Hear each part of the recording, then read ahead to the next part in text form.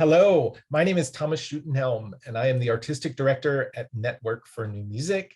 And today we have a featured performer. We have Susanna Loewy. Welcome, Susanna. Thank you so much. Thanks for joining me. These interview series are just a chance for our audiences and communities to get to know our performers a little bit better. And you're going to be playing flute with us. So I wanted to start with just a few questions to get to know you. When did you start playing the flute? Well, I started playing the flute when I was in fifth grade. I played the piano and violin before that. I was, one of the little 3-year-olds playing the violin.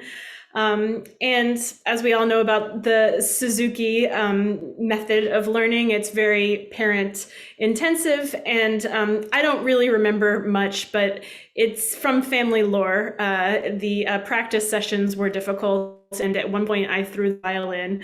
And that was kind of the end of the violin. Not that when I threw it, it broke. I think it landed on a couch, but the violin wasn't the right fit, and I kind of morphed into piano.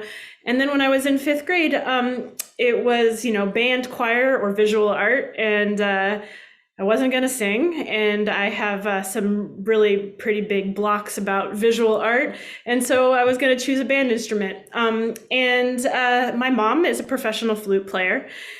And so we had discussed prior that sure, it was fine if I picked up another instrument, but probably I shouldn't play the flute because it would be weird. And so then the first day in band class, the band director looked at me and said, "Well, I know what you're going to play." And she marked down flute. And I just remember being like a little embarrassed knowing what my mom had said about not playing, but also feeling like, yeah, I should be playing the flute. And so then when I got home and told my mom I was going to be playing the flute, she really was very hands-off about it, and still is. And so it, ironically, became the instrument that was most my own, even though there's a real familial connection. Did you ever play your mom's flute? Did you ever pick it up and just fool around with it the way kids do, like on the piano? That's a good question. Well, you mean before I started playing? Yeah.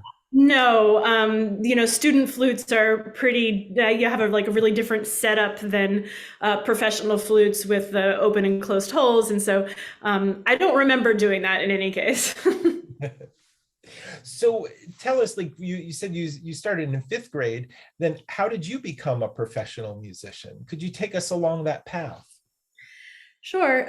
When I was in middle school, I remember feeling everybody has their drama with middle school, and I felt outside of so much of social life, and academics felt very black and white to me, that you studied for a right answer and then you wrote down the answer on the test, and that was that. And in my 7th grade mind, music was the one thing that didn't have right and wrong answers, that you could keep exploring, that was limitless. And that's really what brought me to it, as far as wanting to, continue forever. And now, of course, I understand that almost anything is limitless, really. But in middle school, it was the thing that I was able to kind of find my own identity in, and I was able to explore. Now, presumably, do you teach students too the flute? And so how do you, I'm just curious, how do you sort of promote that idea of limitlessness for your students? It's a good question. So we do a lot of discussing what the piece means to them, after general practice techniques and making sure that all of, everything's as it should be. Then, what characters are being portrayed here. If characters don't work for that student because, everybody has a different way that they think through these things. Is it more colors? Is it more adjectives? How do you relate to music? And maybe it doesn't relate in language at all. So then how does it make your body feel? But being able to take the music and put some real attributes to it, and creating some sort of storyline, even if it's not an actual story. Yeah. Well, for this upcoming concert, you're going to be premiering a new work by Lansing McCloskey, one book called Ulysses. So that has a story to it. So, Absolutely. so how are you preparing for that and thinking through that very new piece? Also a good question. I've, know the story of Ulysses, so just been, thinking about what his thought process may have been in, the movements are each very colorfully titled. And so, trying to relate what he's saying it's about to all the musical elements, right? Because that's what you're ultimately trying to do, is to take everything that's on the page and make that create the story that the composer intended. And so when you have programmatic music like this, it actually, it makes it easier in a lot of ways because you already have the line that you're trying to find. So then you're just trying to merge the two things together. Yeah, that's great. And I mean, because we're dealing with contemporary music, and that brings a whole set of parameters that is different from traditional music. Could you just tell us a little bit about like the distinctions that you make between traditional music and contemporary music, and what attracts you to contemporary music? Um, So, when you first start preparing for a piece that has been played many times, the first thing you do is you find recordings. You find recordings of your favorite orchestras, or you find recordings by the conductor that you're going to be playing under, or, you'd really try to figure out what you're supposed to sound like. And with music that has never been played before, you don't have that, which is sometimes scary, but it also means it's really freeing, right? It means that you can create your own interpretation in a way that is a little bit harder to find in something like, a Beethoven symphony. I love playing Beethoven, but that it's a different process, and I think that process can be really informing as to your understanding of the piece. And so I enjoy working on contemporary music because it kind of opens up my musical thinking in a different way. Yeah, and audiences will know you and recognize you from when you played in 2019 or 2020. It was right before the pandemic, our last public concert before all of the closures happened. You played on our Music Ecologies concert, and you just played brilliantly on Jonathan Bailey Holland's Alchemy.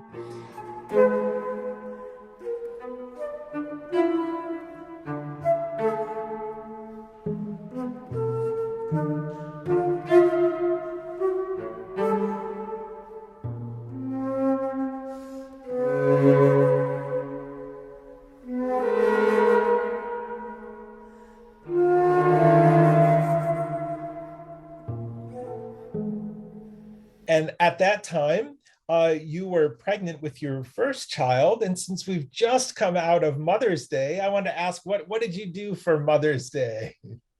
Well, my son, who's now just turned 2, he and my husband made biscuits and eggs, and we had a nice breakfast together. And then my husband took my son on a really long, rainy walk, and I actually fell asleep for an hour and a half or so. I had every intention of practicing, but I was just like, I'm just gonna lie down for a little bit, and I totally passed out. And then I played with the opera. I was in the banda for Rigoletto, so I did that in the afternoon. And then came home and just kind of had a nice quiet evening. So, nothing so huge, but it was a really nice day. Oh, and then when I was downtown, I got a frozen custard from Rita's. Very nice. Treated yourself, had a little treat, Yeah. played some music. Yeah.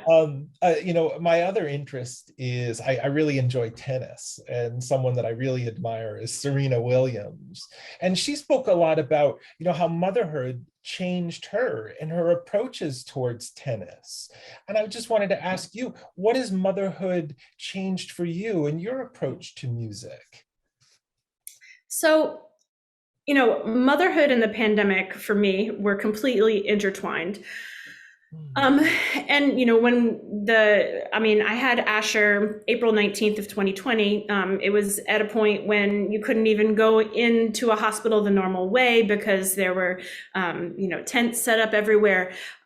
So we were really secluded by ourselves. We didn't have the family support that we thought we would have. My parents drove up and, within a month or, and were around for a while, but it was certainly not the same sort of community, interaction that we had expected. There was a lot of fear surrounding it. Because we were all, we were spraying food down, we were wiping our iPhones, like it was a very intense time. Um, and so, at first, I think music was, not really part of being a mother. It was all very separate. And for the first 18 months of my son's life, we were really kind of closed off. I mean, things opened up a little bit in that first summer after the vaccine, but there wasn't much performing.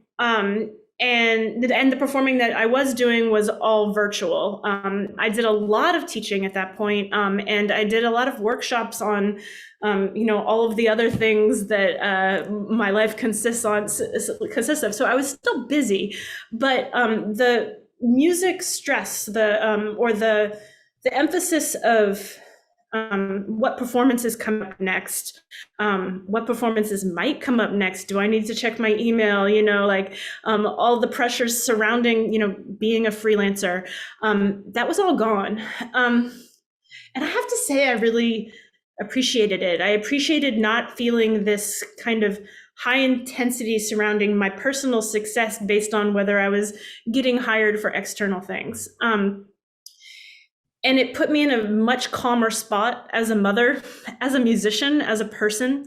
And now that things have started to open up, I've had an incredibly busy spring, and I've loved playing so much in, so many different things this spring. It's the first time that my life has felt, kind of like pre-pandemic-esque musically. I've really been working at trying to keep that balance of mental sanity, of not basing my identity on what I am or am not being hired for. And because I think that makes me a better person, and thus a better mother, to not feel this sort of pressure all the time of something that I, in large part can't control. So, that's, and I don't think that I've done a perfect job at it, but that as, our lives come more and more into normalcy, that I would like to maintain that sort of pandemic calm of feeling a sense of self that isn't based on like solely on what I'm doing musically. Yeah, and I think that's changed for a lot of musicians. Their attitudes have changed, their practices have changed. And I think rather than sort of quantifying it, we're thinking more about what types of players we want to be. And so it sounds like the pandemic certainly changed that. And I'm just curious, like, how is thinking of yourself now as a mother, has that contributed to how you practice differently or how you think differently about a particular piece? I think I'm a much more efficient practicer, Mm. out of necessity. I think I used to kind of um, uh, luxuriate in having many hours to do whatever I wanted to get things ready. And, now I've got, my warm up down, and then I move right on to what I need to learn.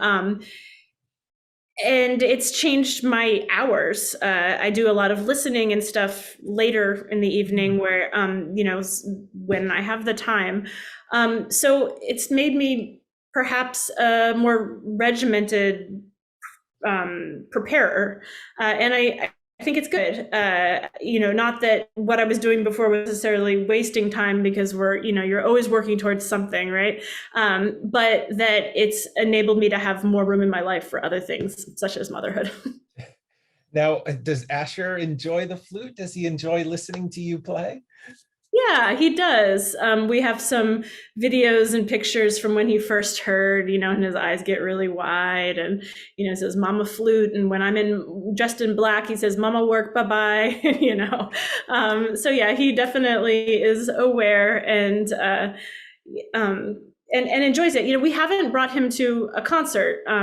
He's still not vaccinated, and so Sure. it just doesn't seem like the appropriate thing to do. And so he hasn't been one of the musician kids that just like is raised at the concert hall and knows to be silent. So I'm looking forward to the first concert that he attends in person, and I'm also very curious as to the noises coming out of his mouth. Yeah, and that's a wonderful way to think of it too, is that for that generation of children, they haven't been able to have live music yet. Great. When they Yeah. will, and when they can, it's going to be something really special, and that's something that we as community of musicians need to think really carefully about, so we can promote a type of environment that we want them to grow up in and the sounds we want them to hear. I love that. Well, Susanna, it's been great talking to you, and I really appreciate you taking the time and sharing with us your ideas. We're really looking forward to hearing you twice. The first time will be on the preview concert at the Rosenbach Museum on Friday, May 20th at 5:30, and then again at Settlement Music School on Sunday on May 22nd at 3 p.m. So please join us, everyone, and come hear our great musicians premiere Lansing McCloskey's one book called Ulysses, featuring Susanna Loewy on flute. Thanks, Susanna. Thank you.